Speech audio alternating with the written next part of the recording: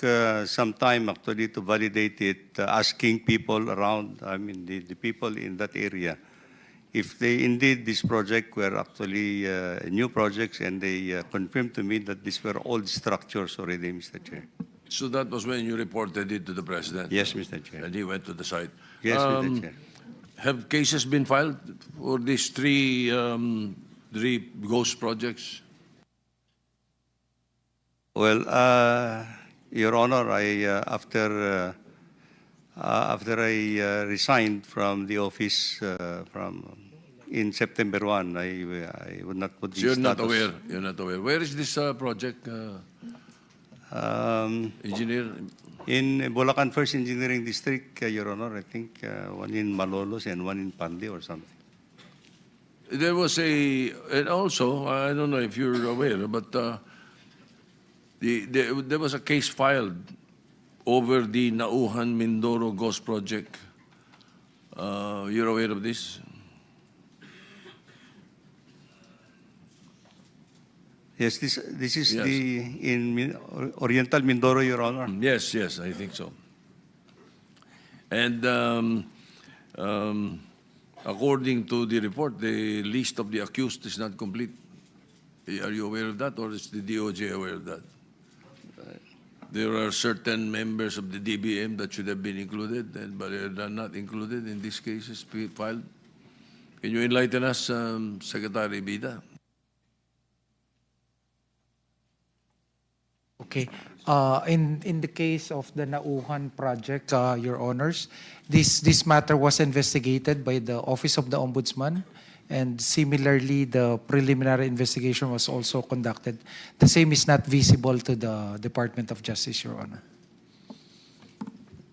So it should be the Ombudsman that we should pose this question. Is that what you're saying? The information may be available to the Office of the Ombudsman, Your Honor. All right. Now for the DOJ, I'm not going to take much of the time, Mr. Chairman. What do we do with the with the personalities that are under our custody? When I've heard that you now have under your witness protection program, or accepting pala, Roberto Bernardo, Henry Alcantara, Gerald Opalencia, and Sally Santos. What do we do now, Mr. Secretary? With your permission, PG Dong Padulyon would.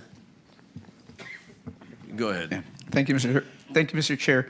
Insofar as the witness is admitted already into the program, Mr. Chair, the department will probably be asking for, especially for those who are under the custody of the Senate Blue Ribbon Committee, that we take custody of them so that they can be placed under the protective custody of the Witness Protection Program.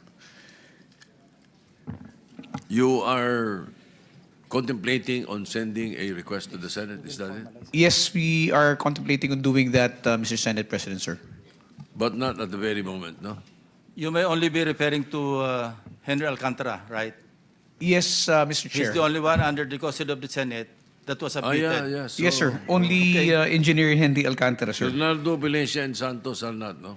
Opalencia, Engineer Opalencia, and Sally Santos are not under the custody of the Senate, Your Honor. All right. Sama nyo na pag alis nyo, kung gusto nyo. If we will be granted by the chairman is already agreeing, you know. I don't think anyone else would if would the chair of the Senate Blue Ribbon Committee so desires, sir, then we will take the necessary or appropriate action to take him into our custody. Sige, baka mabawasan na namin yung laman doon sa baba dahil baka may mga ipapasok kami bago eh. Meron nga, Mr. President. Especially those who do not respond to the subpoena that the Senate has brought out. So, all right. Your Honor, if we just thresh out the operational matters with the office of the committee of the Senate, Your Honors. Yes, All right. we will gladly take the protective custody of the I know state for a fact that witnesses. the Committee on Agriculture under Senator Pangilinan wants to confine some people. A few more after, currently, Mr. President, and I Sige. think in the next hearing, meron pa ho. Kaya mas So, maganda talagang mailipat na yung iba. So, Mr. Chairman, are we agreeing to the request? Admit nyo na rin sa program yung iba kung magko-cooperate para mabuwasan pa rin kami rito. Assuming that they fully cooperate, ha? Kasi I've been telling them, informing them na hindi pa naman huli yung lahat. And the committee may even recommend through the Senate President, once they fully cooperate and help in the investigation and eventual conviction of those being implicated, then, and I hope you will agree if the committee will recommend to the WPP, to the DOJ actually. Mr. Chair, we will seriously consider the recommendation coming from the Senate Blue Ribbon Committee and the Senate President. As we have made official in the statements of the department, we are not totally disclosing the possibility of these witnesses who applied that they will no longer be considered in future cases. Pwede pa naman po, ang sinasabi lang po ng departamento, base doon sa kanilang application sa ngayon at base doon sa mga kasong gusto nilang makover, hindi po papasok. Pero we're not saying that in the future, if there are cases or there are other statements that may come out where it will turn out that they will be or they can be utilized in the prosecution of these cases, the department will certainly consider it, sir. So, loud and clear, ha? Bryce, JP, Curly, you heard it from the horse's mouth. May pag-asa pa kayo. So, pagtulog nyo mamaya, isipin nyo mabuti yung gusto nyo i-testify. Hindi po pwedeng half-hearted and half-truth. Kailangan talaga, when you decide to fully cooperate, fully cooperate. All right. So thank you, Mr. Chairman. I will not use the rest of my time. I will just use it for interjection later on. Sigo. Thank you. Isa pa, before I recognize Senator Risa Ontiveros, hindi to cast in stone, di ba? Kasi pag nag-violate along the way, pwedeng mawala sila sa program. Totoo po yun. May mga kondisyon na kailangan nilang Ang pinaka-basic na kondisyon, patuloy na makipagtulungan Correct. sa Estado para mapatibay natin ang kaso at successful tayong manalo sa mga kasong atin. And ang covered lang, yung kasong tinetestify nila. Pag may sumulpot na ibang kaso na hindi nila binanggit, na hindi sila kasama, makakasuhan pa rin sila doon sa ibang kaso. Opo. Yan po ang ating Witness Protection Program, Your Honor. Thank you.